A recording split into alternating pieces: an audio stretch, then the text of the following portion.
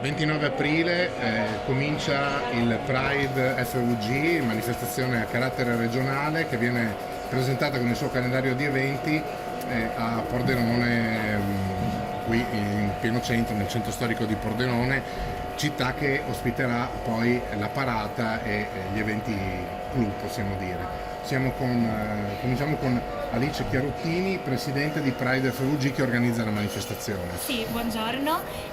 Allora, come già detto, noi saremo qui il 10 di giugno a Pordenone con la manifestazione finale del Pride, ma il Pride è importante riconoscere che c'è un ricco calendario di eventi che noi siamo qui in conferenza stampa per presentare oggi e di cui vi parlerà Nacio, che è il responsabile degli eventi per FVG Pride. Ecco, quindi Nacio Quintana, responsabile degli eventi di FVG Pride. Quali saranno questi eventi, questo calendario? Allora, gli eventi sono molto ricchi, abbiamo eventi ludici, eventi di contenuto dove possiamo approfondire diverse delle tematiche che trattiamo nel nostro manifesto politico. Fra queste tematiche ci sarà ovviamente tutta la questione che riguarda il riconoscimento delle famiglie omogenitoriali in Italia, l'essere un tema caldo, ma non solo ci rimarremo su temi di attualità LGBT d'Italia, sino che anche quest'anno abbiamo una rassegna online nella quale parleremo in due appuntamenti diversi sulla situazione delle persone LGBT in Russia e la situazione delle persone LGBT in Ucraina.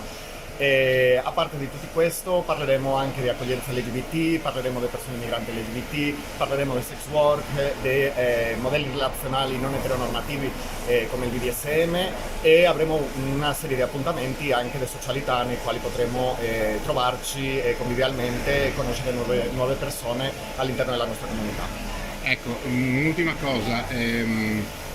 La parata del 10 giugno si annuncia come un grande evento, come si svolgerà e che afflusso prevedete di persone a Pordenone? Noi stimiamo tra le 3.000 e le 4.000 persone.